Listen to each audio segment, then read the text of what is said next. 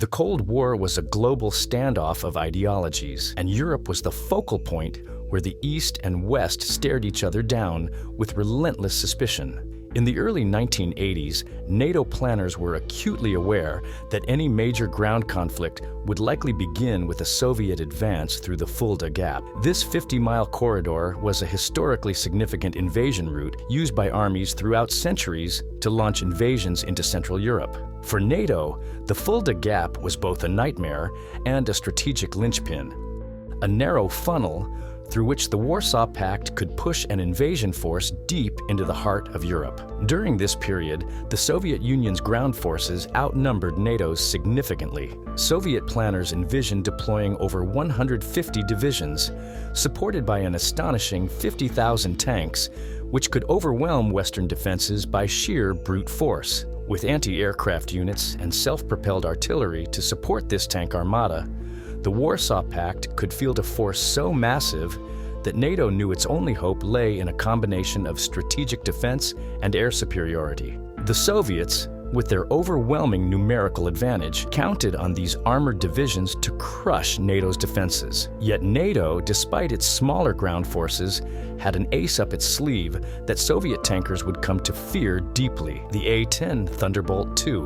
Recognizing the imminent Soviet tank threat, the U.S. military needed an aircraft explicitly built to operate at the front lines, capable of cutting down Soviet armor with precision and enduring the brutal conditions of a battlefield laden with anti-aircraft fire. The A-10 Thunderbolt II was born out of this need, marking a departure from sleek, high-speed jets designed for dogfights. This aircraft would be slower, but immensely powerful, a true flying tank, crafted to withstand punishment and keep fighting. Built in response to the Soviet armored juggernaut, the A-10 was essentially an airborne fortress. It combined power, agility, and protection in a way that no other plane in the U.S. arsenal had before. The Warthog's distinctive rugged design prioritized function over aesthetics. It could survive battle damage that would cripple other planes and keep its pilots safe in the thick of combat.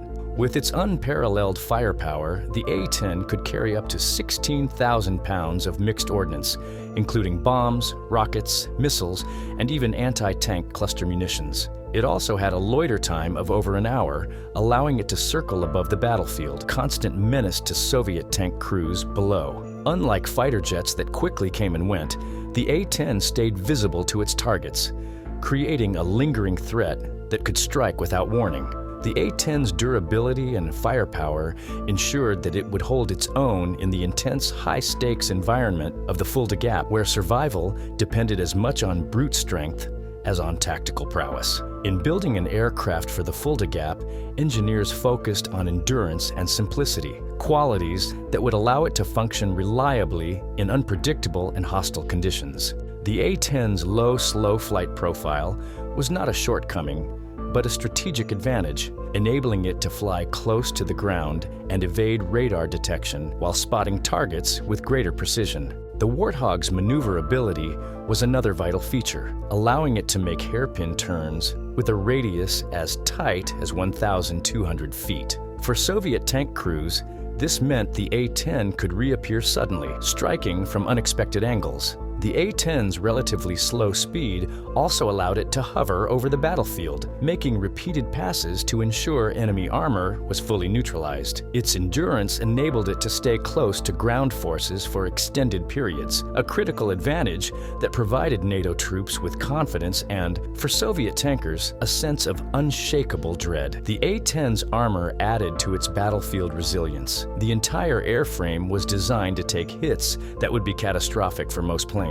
When stationed at the Fulda Gap, this ruggedness would be crucial, as the A-10 would need to survive barrages of anti-aircraft fire. The titanium-encased cockpit alone was unprecedented, designed to deflect shrapnel, heavy-caliber rounds, and debris. It provided NATO pilots with unmatched protection, a floating fortress from which they could operate undeterred by the most intense ground fire. At the heart of the A-10's fearsome reputation lay the GAU-8 Avenger cannon. This wasn't simply a gun, it was a 30mm Gatling-style autocannon that spanned nearly the entire length of the aircraft's nose. The GAU-8 was so heavy that it made up almost 16% of the A-10's empty weight, capable of delivering 3,900 rounds per minute, or about 65 rounds per second. This rotary cannon was designed to destroy anything unfortunate enough to be in its path. Soviet tank armor, designed to withstand conventional rounds, proved no match for the depleted uranium rounds fired by the Avenger. Each of these 30mm rounds weighed nearly a pound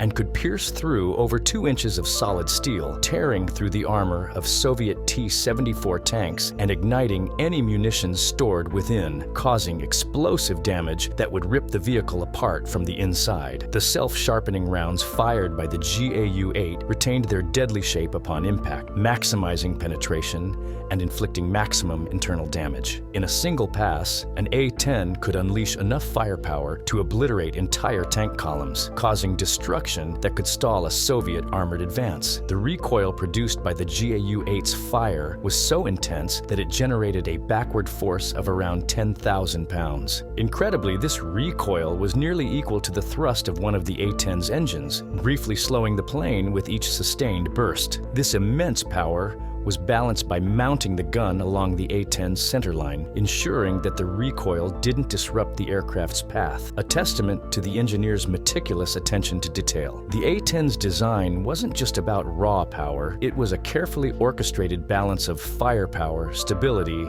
and resilience. The cannon's placement required the unique design of an offset nose gear, an unconventional feature that became one of the plane's most recognizable traits. This offset allowed the massive cannon to sit directly beneath the pilot, providing them with a clear line of sight and optimal firing accuracy. The Warthog's designers made every decision with functionality in mind, ensuring that the A-10 could operate under intense battlefield conditions, sustaining its combat effectiveness despite damage that would disable other aircraft. Each burst from the GAU-8 required an ammunition drum that could hold up to 1,174 rounds, giving pilots about 18 seconds of total firing time. This may sound short, but given the cannon's power, just a few seconds of firing was enough to devastate multiple targets. Pilots trained meticulously on timing their bursts to conserve ammo while maximizing destructive potential. The distinctive sound of the GAU-8 firing, a deep, guttural brrrt, would soon become legendary, a sound that signaled imminent destruction to Soviet forces below. The A-10's armor and defensive capabilities were as important as its offensive power. With a titanium bathtub weighing 1,200 pounds around the cockpit, the pilot was shielded from most ground-based fire. This titanium armor was tested rigorously, withstanding .50 caliber bullets, 23mm cannon rounds, and even some anti-aircraft missiles. The Warthog's twin General Electric TF-34 GE100 turbofan engines each produced 9,065 pounds of thrust, enabling it to keep flying even after sustaining severe battle damage, a rare trait for an aircraft of its size. The engine's high placement protected them from ground-based attacks and allowed the A-10 to operate on rough, debris-filled airfields that might be inaccessible to other planes. Despite its seemingly ungainly design, the A-10 could execute tight maneuvers that enabled it to operate effectively in close-quarters combat. With a cruise speed of around 300 knots, it was slower than fighter jets, but could execute precision strikes at distances as close as 20 feet from friendly ground troops. The Warthog's 11 pylons allowed it to carry a versatile mix of munitions: AGM-65 Maverick missiles, laser-guided bombs, and air-to-air Sidewinder missiles. This flexibility meant the A-10 could adapt to different threats, switching from tank-busting roles to close air support, CAS, or even limited dogfighting if needed. The Maverick missiles added long-range punch against hardened Soviet targets, while the Sidewinders provided a last-resort defense against enemy aircraft. The A-10's impact wasn't just physical, it was psychological. Soviet tank crews began to associate the Warthog's shape and the growling of its cannon with total destruction. The distinctive sound of the Jiao-8 became synonymous with death from above, earning the A-10 a fearsome reputation among Soviet soldiers. Tales of the Warthog's devastating attacks